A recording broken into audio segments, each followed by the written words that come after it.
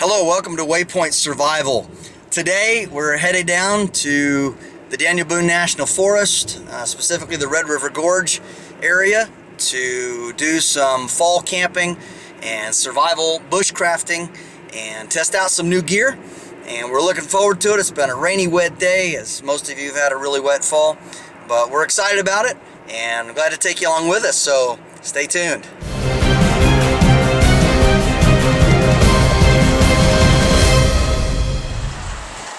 Just putting some fuel in here, getting ready to head out, and really excited about the price of fuel going down. Hasn't been that cheap for a while.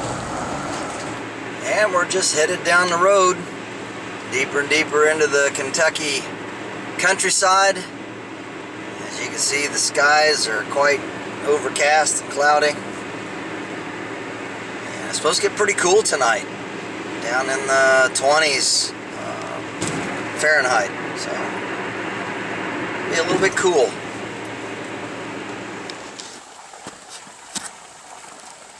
Well, we're here, Red River Gorge, and look up the road there, headed up a piece where we're getting ready to go on into the woods. You can still see beautiful fall colors, and right over here, been here for many years, is the water I'm going to be drinking. Comes out of a big spring right over in there. Comes right out of the side of the mountain here, and it's clear, pure water. I'm going to fill up.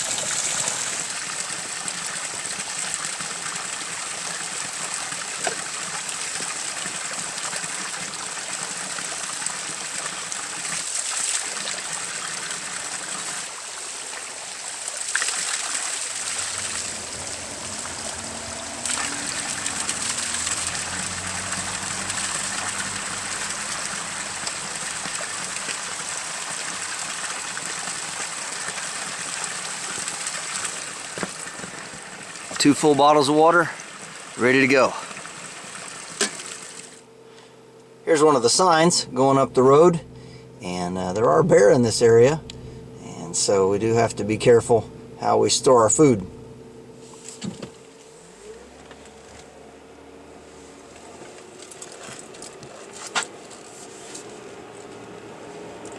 Fall colors are still out, and it's very beautiful. Still have fair amount of green from some of the trees around here, mostly the hemlocks, evergreens, and but just a lot of other hardwoods as well in this part of the Kentucky forest. As we enter into this part of the Daniel Boone National Forest, specifically the Red River Gorge, there's this old train tunnel. And this is always a fascinating thing to enter through. We've got some water falling here. You always have to be careful that there are no cars on the other side, because it is a one-lane road, and there is a car back there. So I'm not sure. Alright, they were just in the entrance, so we get to continue on through. Camera's having a little hard time focusing in this light.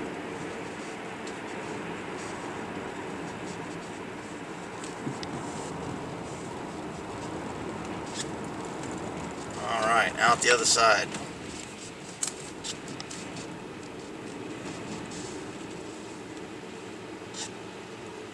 Real high cliffs, just some beautiful scenery.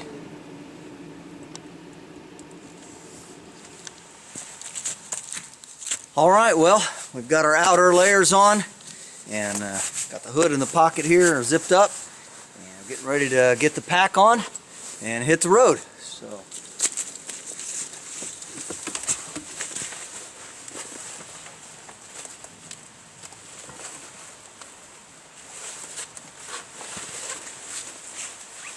there we go.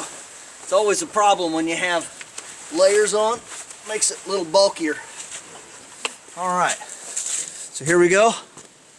That's what the pack looks like. Other side, it's not too bad. This is the perfect bushcraft pack, and I can put a link up here if you want to watch that video. I've got actually a couple different ones, but this is a great pack. I'm really looking forward to going on a little more of an extended trip with it, more than just bushcrafting. And altogether, not counting the water, camera gear and stuff like that, it's probably about 40 pounds. So really good weight, and let's get going.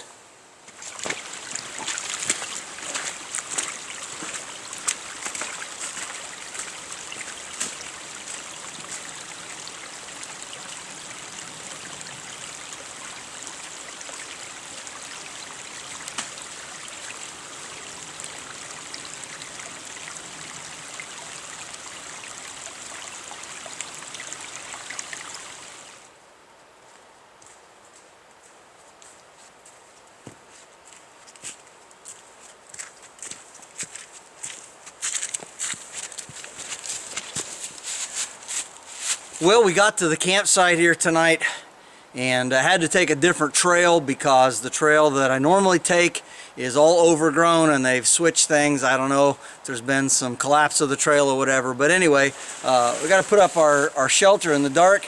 And if you notice this glowing eye here, this is my Petzl Zipka, and it's an awesome little headlamp, and it's got some really bright settings. And it runs on 3 AAA batteries, gets about 140 hours, and it's super small and compact. So I'm taking this on this trip. And this is the first time I've put this particular tarp up.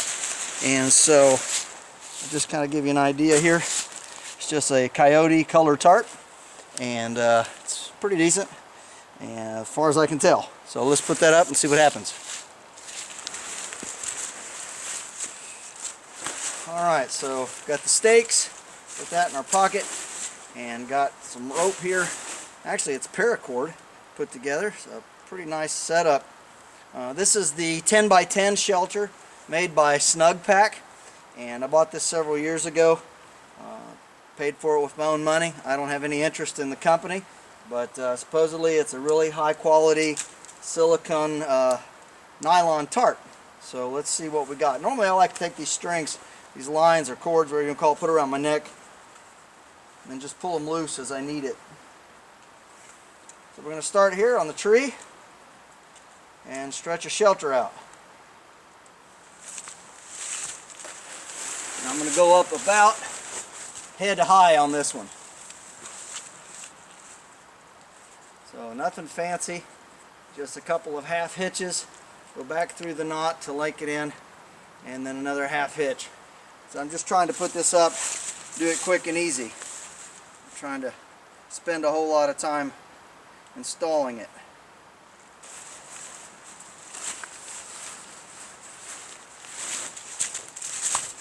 So we've got it set up in a classic A-frame, and if you've never used a 10x10, they're very big. There's all kinds of room in here, and so I'm going to put a fire right out front here, gather some stones, and everything's soaking wet, so we're going to have fun getting a fire started in the dark and in the wet.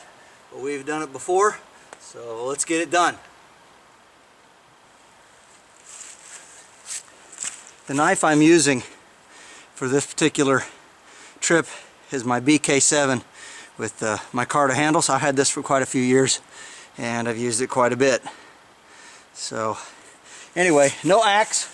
All I have with me for cutting and processing of this large knife, the BK7 here, Becker, and also my Gomboy 240.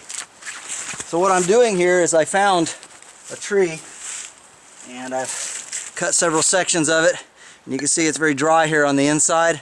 So I'm just batoning it, and I'm making 4 quarters out of it, and then I'm batoning the quarters out of the center, and then using the wet bottom as a base to make a layer across here. So very simple, just placing it like this, and I hope it shows up in the camera. You have to be careful looking at the camera with my headlamp on, but hopefully you can see this. And we're just batoning out some of this wet stuff, and trying to get the dry out, and putting the wet down at the bottom as a base. We got one more quarter here, And that'll give us a really good fire base, because the ground, as I said, it's really soaking wet. Everything's very sandy around here. So we're going to go ahead and process some of this stuff down even smaller. And this is hemlock. So it's just a dead, dry, standing tree I found. And most of you are familiar with this process, so I'm not going to belabor it and show you all the things that I'm going to be doing to get this fire started. So we'll be back with you in a little bit, start getting this fire lit. One other thing that I like to do when I'm out at night, and just for a night light as well as to help me identify my shelter, because it's really hard to find your shelter at night, and when you're by yourself that could be a big deal. So right here I have a green light stick. Yeah, I'll zoom in on that. But just a Sialume light stick. It's not a real big one. I think it's about 6 inches. But that's just a really great thing. It goes all night long. And they last for many, many years, even if they're out of date. As long as they're not broken, they'll often work and work quite well. So that's just a tip for you guys going out by yourself at night bushcrafting. Alright, so what I've done is I've made some fuzz sticks here. And I've got 4 of them, different sizes. And I've got a bunch of this split up here as well. And then I've got my fire lay here, which is just simply the outside pieces like I told you before. And this side's dry, this side's wet, that's the outer bark, and I just lay it bark down so I have a dry platform. And then I took and made some scrapings here on a couple of these sticks. We're going to try to light this with the ferro rod, and hopefully they'll light. They got a lot of dust in it. I didn't want to put the dust on the ground. Almost nothing I have here is dry except for my wood, so we're going to try it this way and to see how it works. I've got 2 of them here just to see if we can get it going. Alright, so let's see what we got. It's a little bit of a different technique for me, but again, necessity is the mother of invention. Let's see if we can get it going here, if we get a platform to stay stable. If I turn it this way, perhaps it won't rock so much. Again, fire, of course, is all about preparation. And we want to make sure that we have all the advantages that we can. You also don't want to let this fluff set out a really long time before you light it, because it being so light and airy, it can absorb moisture. Let me see if I can get it in here.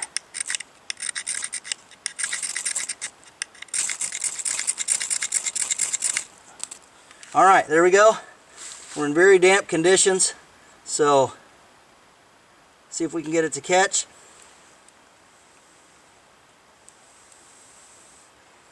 Alright, it went out. Let's do it again. Alright, we got a flame.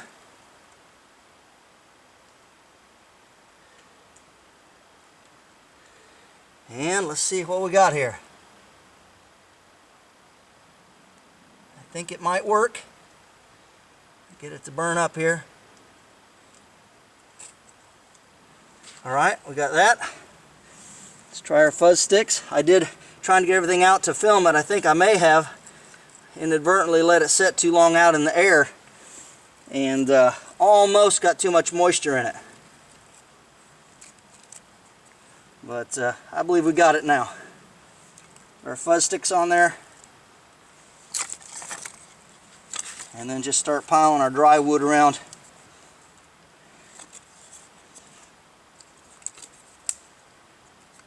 So that's another way to get fire started in damp conditions, using marginal material at best. But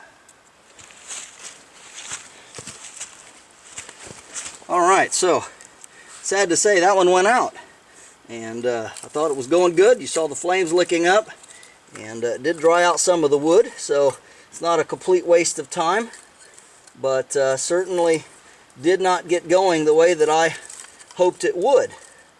So I made a bunch more small slivers. Got another fuzzy stick going here, all this stuff, and let's see if we can get it lit and try this again.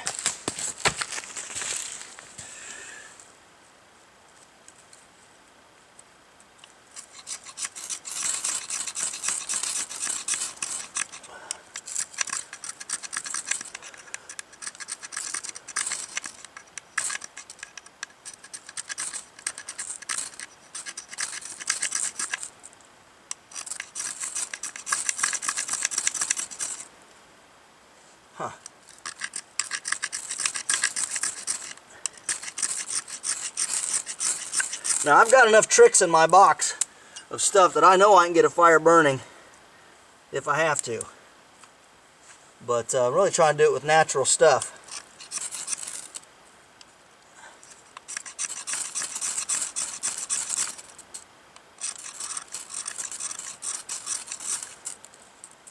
Just keep adding some heat to it, see what that does. Alright. Now let's see if we can get these small sticks to burn here.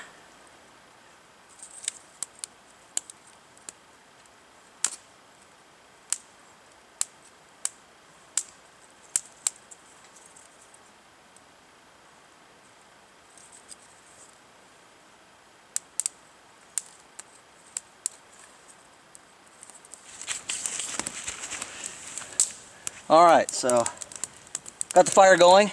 Started with a classic teepee structure, then just build a small log cabin structure around it out of split rounds, just quartering them. And as you can see, the second time I got it to light, worked quite well. Now we have to do is feed it, keep it going, and we can add bigger stuff to it. Eventually it'll get hot enough where we can just burn wet wood, and we don't have to keep splitting everything. But split wood always does burn better, as most of you know. Well, the fire's doing great. Got a bunch of rounds cut. Got a pole cut here to hang the pot over. And we've got a special stew that I'm going to be making tonight that I really enjoy. And I'll get that out and put that together and show you what it is. So what I have here is I have a small Nalgene bottle, and it's a 16-ounce size. And on it I put the ingredients for what I'm cooking. I actually tape it to the outside. This is long grain and wild rice.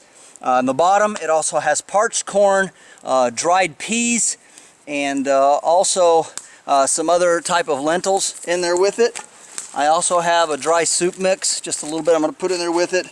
I did bring a little bit of olive oil, and again, just, whoops, there we go. Just taped onto that olive oil, and then my canteen for water. So we're going to put these ingredients in here, and going to be cooking it in this zebra pot. This is a 2-quart zebra pot I've used for quite a few years. So we're just going to open this up and pour all of this in here. Oh, the other thing, the other type of is buckwheat I put in there. And also the seasoning. Keep the seasoning packet in for the rice. Alright, empty that in there. Put our packet. Dump that on there. It's all the spices, things that go with the rice.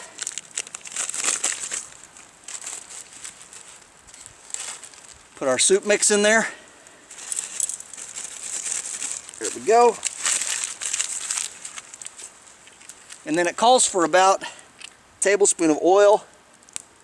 So we'll put a little bit more than that in it, just for good measure. And we'll pour water in.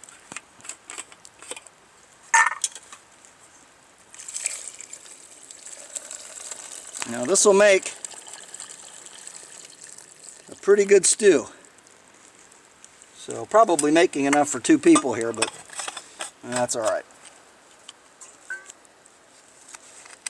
Okay, going to stir that up and put it on the fire, and we'll get back with you in a little bit.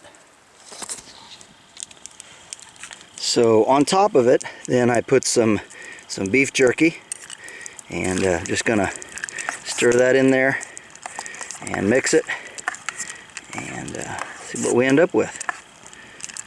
Looks like a pretty good stew. And this is kind of what I call my mountain man wilderness stew.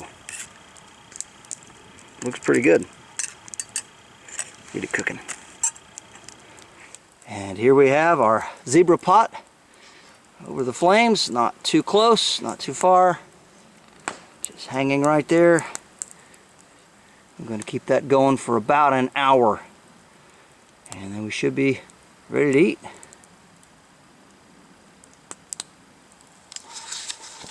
So the stew's almost done. Give you a little better idea of the setup here.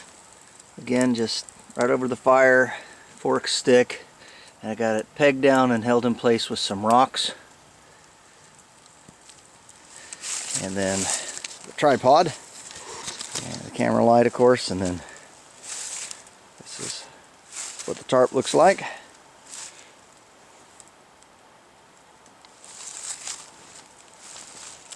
Getting ready to eat some stew. Alright, now the moment of truth. Put the glove on here. We already got it off of the fire. Spoon. Alright. And here is our stew. See what it looks like here. Get a good idea. Hopefully. Steaming hot. Boiling. It was on there for about an hour. And wait a little bit, let it cool off. Let's see how it tastes.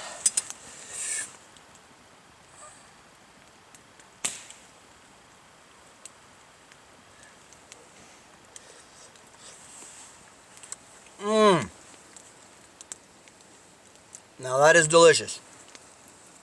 Especially out like this. Food always tastes better outside. But pretty decently long hike in here. All the work, getting everything put together. And it's probably about 9:30 at night. And I've not had anything decent to eat for quite a few hours, so this is going down real well.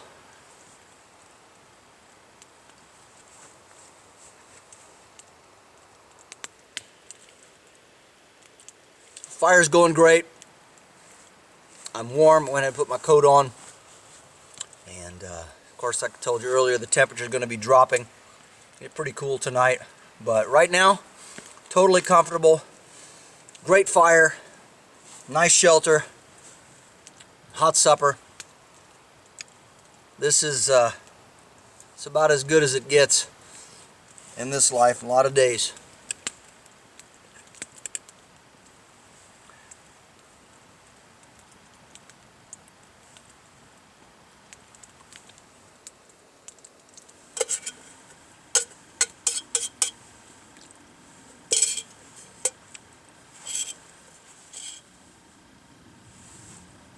Well, that's the last of it. It's empty.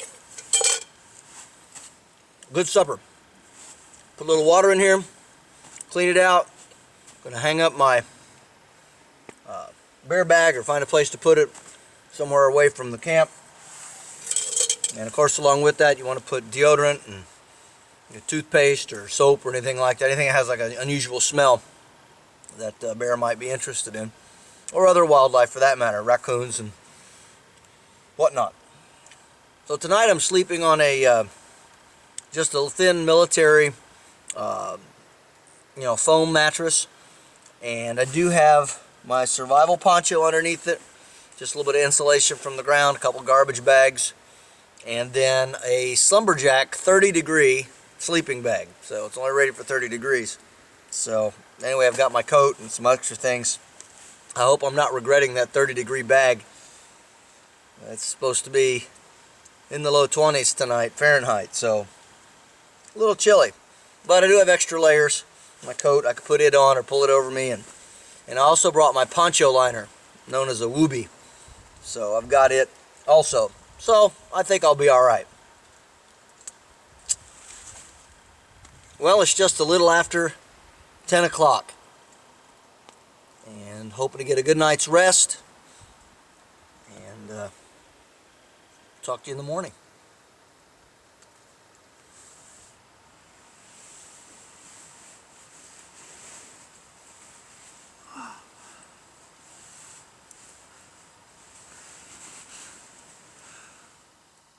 Good morning. It's a beautiful Sunshiny morning. Oh, this is how I spent the night last night. It was pretty chilly. I dreamed about bears. They were all over. There was about 25 or 30 of them. That was an interesting dream. But fortunately, that's all it was. So everything's fine. Nothing disturbed in camp. Didn't even hear too many strange noises last night. All right, well, it's time to get up and get the fire going again. And it's pretty chilly out. Yeah, still cold. Not supposed to be very warm today. It's about 33, 34 degrees Fahrenheit. I just checked my little thermometer there, and it's probably, that's 1 to 2 degrees Celsius. But it's still a beautiful day. It's not supposed to rain, and looking forward to seeing some great sights. So this is where I spent the night last night. Fire there, and the plow point shelter did pretty well. It did rain a little bit last night, not too bad, but what a beautiful setting.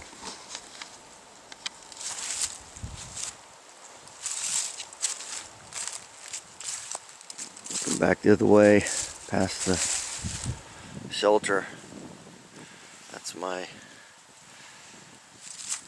bear bag, my cook pot hanging there from the tree.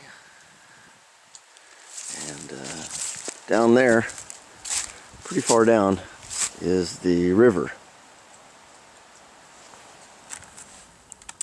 Breakfast this morning: smoky cheese and bacon mashed potatoes with some breakfast bacon mixed in. That looks like. And there's the potatoes.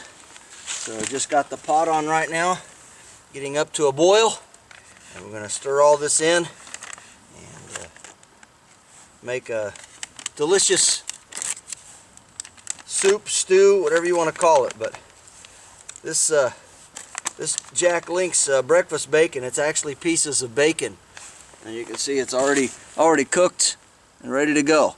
So it's a pretty cool deal.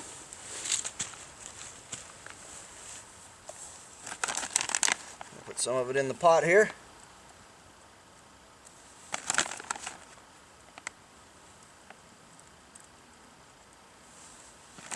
Alright, now all you gotta do is wait for the rest of everything to boil, and then we can stir in the mashed potatoes.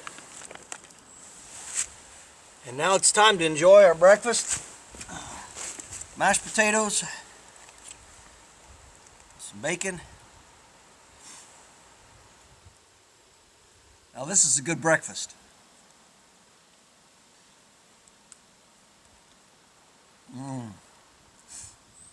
Lots of good carbs and calories for the hiking we're going to be doing today.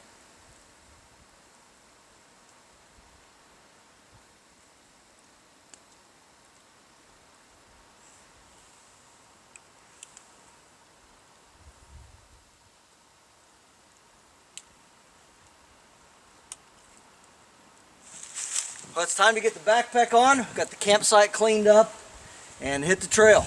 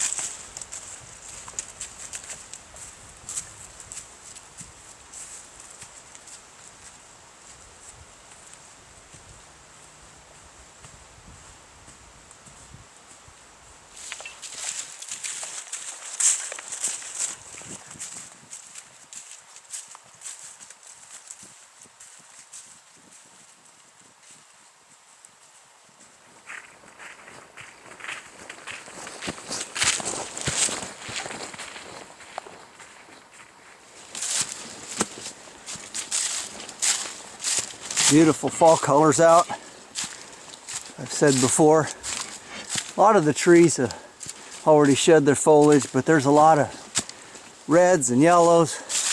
Of course, the green of the hemlock mixed in. It's just a beautiful day to go on a long hike and a walk after a chilly overnight. All right, now we're headed on up to what's known as the Indian Staircase. This is where it starts to get pretty rugged climbing.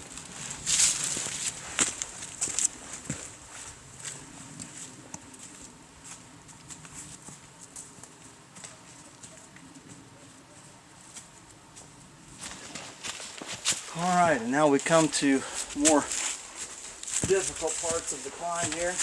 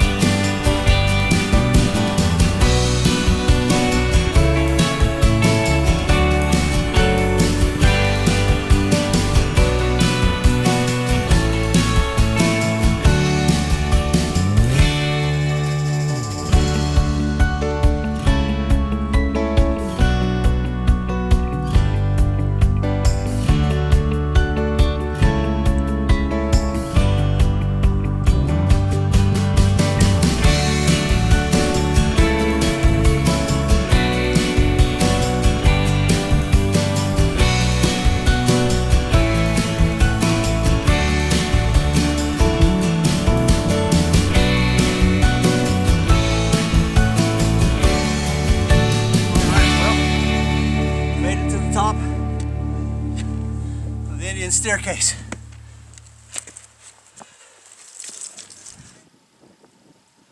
So we've made it to the top of the Indian Staircase, and you can kind of see the slope right there, climbed up, but again, beautiful colors, fall season, and we're headed over that direction.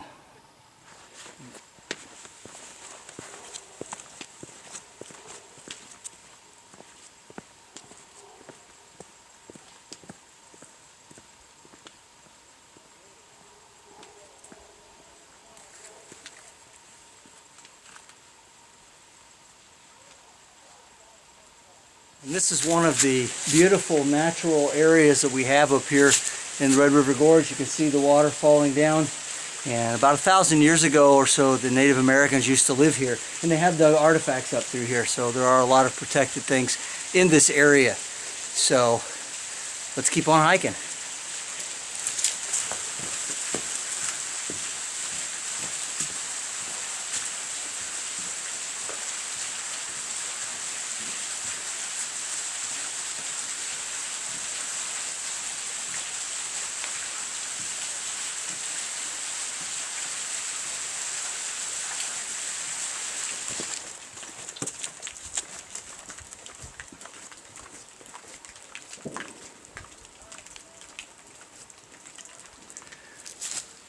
So here's a really good view of the Indian Staircase. You can kind of see how steep it is. This is what we climbed up here, walked around the top, and looking at the beautiful valley, fall temperatures. And we're in this bit of a rock ledge. Got the gear laid down for just a minute. And there's a feature right over there that I want to show you. Because of the erosion over a significant period of time, there's a very large round opening in here. And you can't really see, but it's round just like a ball. And it's really cool. It's got a great echo. Hello! Anyway, it's pretty hard to get a good shot of it.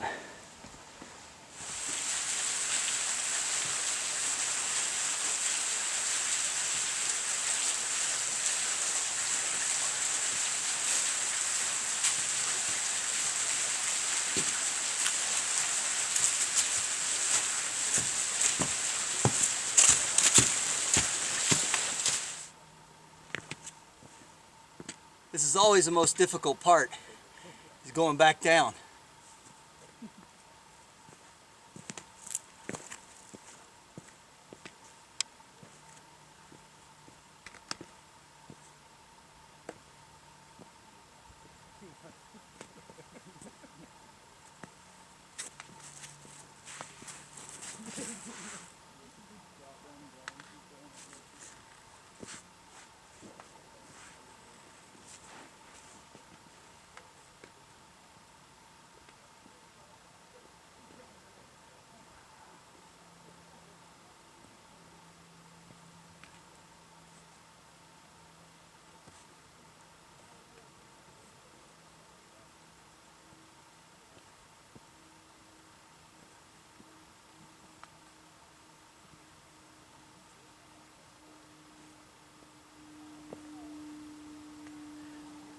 Alright, so the next part that I have to go down is right down in through here.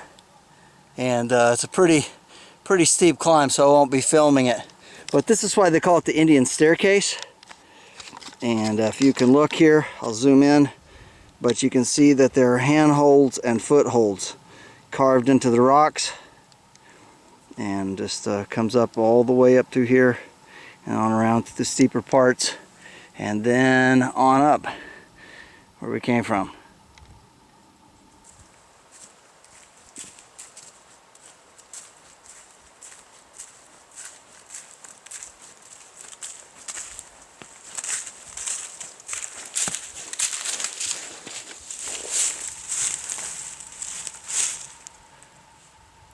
Well, we've had a good trip. I really appreciate you coming along with me. I wanted to stop here for a few minutes and get a little bit of bite to eat. Got some beef jerky and a few things for the trail. I ate a pretty late, heavy breakfast. So just some more of that beef jerky that I used last night. And just going to sit down for a little snack, wrap up this trip, and just kind of sit here and reflect in the late afternoon sunlight. The wonderful time I've had, and I really appreciate you all coming along with me.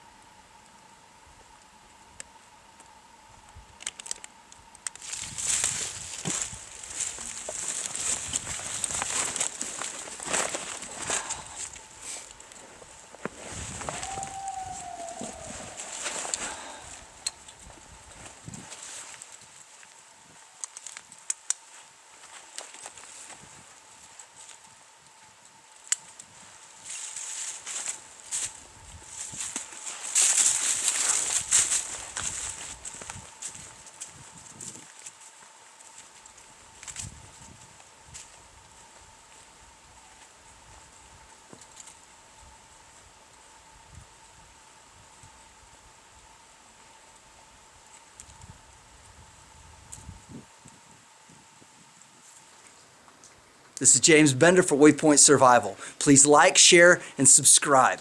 Make sure and check the links in the description box below, and don't forget to press the bell button to stay notified of all of our upcoming videos, and we'll talk to you next time.